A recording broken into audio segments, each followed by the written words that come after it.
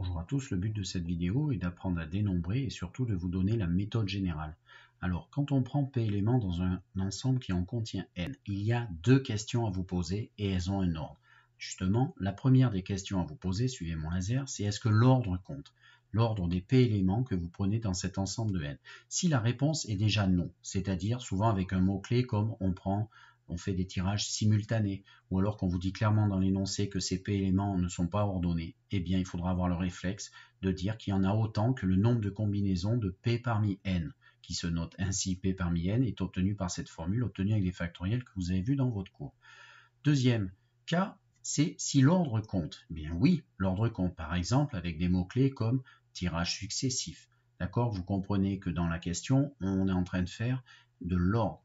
Eh bien là, il va falloir vous poser une question numéro 2 qui est est-ce que les éléments que l'on va prendre, ces P, ils vont être répétés? Est-ce qu'il y aura répétition? S'il n'y a pas répétition, non. Par exemple, comme un mot-clé sans remise, on fait des tirages sans remise. D'accord? Ça veut dire que vous aurez par exemple N choix pour le premier élément. À chacun de ces N choix, il y en aura N-1 de prendre le deuxième parce que tout simplement on ne peut pas reprendre le précédent. C'est dit dans la consigne, il n'y a pas répétition.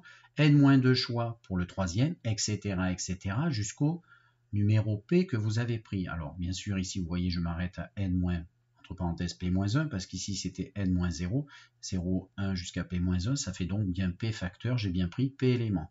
Ceci en bricolant un petit peu avec les factoriels, c'est égal à factoriel n sur factoriel n-p.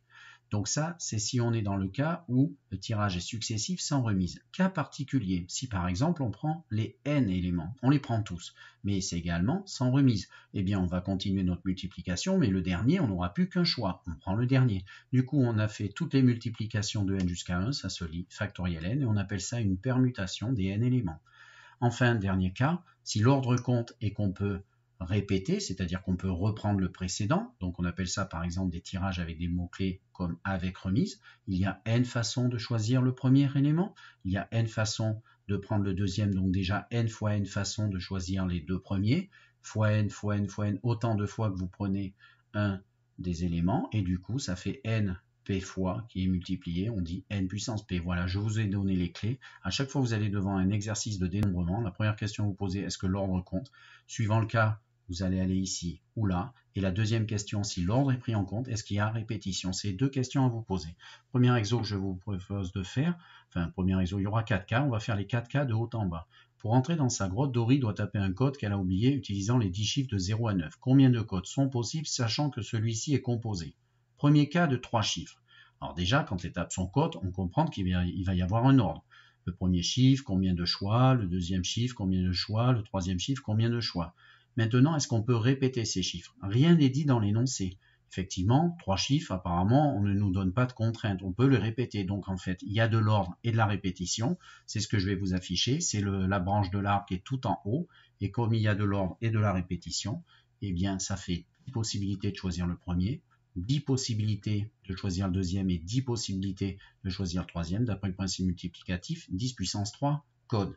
Enfin, deuxième cas, si on vous dit, si elle a oublié certes son code à 3 chiffres, mais qu'elle sait qu'ils sont différents, il y a encore de l'ordre, mais par contre, on ne peut pas répéter les chiffres. Donc, il va y avoir encore un certain nombre de choix du premier qui va être de 10, mais par contre, et c'est là la nuance, vous avez 10 façons de choisir le premier chiffre, mais ensuite, ceci ne peut pas se répéter puisqu'ils sont différents. À ces 10 choix ne peut correspondre que 9 choix du deuxième chiffre, et ensuite que 8 chiffres pour le troisième, enfin que 8 possibilités, ce qui fait 10 fois 9 fois 8 codes. Je vous mets en remarque qu'en fait, ça correspond à la deuxième branche qui est ici. D'accord? Voilà. Ensuite, troisième exercice que je vous propose, si on a 10 chiffres différents qui constituent notre code. Encore une fois, il y a de l'ordre et il n'y a pas de répétition, c'est exactement la même branche. Mais à la différence que ici, on va épuiser toutes les possibilités, c'est-à-dire qu'en fait, ça va faire 10 possibilités pour le premier choix, 9 possibilités puisqu'on ne reprend pas le même au deuxième coup, puis 8, puis 1, puis 7, etc. jusqu'à 1. Et en fait, on a fait tous les nombres qui se multiplient de 10 jusqu'à 1. On appelle ça factoriel 10. En fait, ça s'appelle le cas particulier. On vient de faire permuter les 10 chiffres entre eux. Et le nombre de permutations d'un ensemble à 10 éléments, c'est factoriel 10. Enfin, dernier cas, Si par exemple on vous dit que les deux chiffres ne sont pas ordonnés clairement dans l'énoncé, en gros la grotte elle accepte aussi bien le 1-2 que le 2-1, si on lui tape 1-2 ça marche et 2-1 aussi, et bien d'entrée si c'est pas ordonné, c'est le dernier cas. Vous êtes devant un cas où il n'y a pas d'ordre, donc forcément on va devoir prendre deux éléments dans un ensemble qui en contient 10 sans ordre, et donc ça s'appelle les combinaisons. Il y a 2 parmi 10 codes possibles, et je vous mets en remarque, 2 parmi 10, vous faites votre petit calcul, et ça vous donnera 45 codes possibles.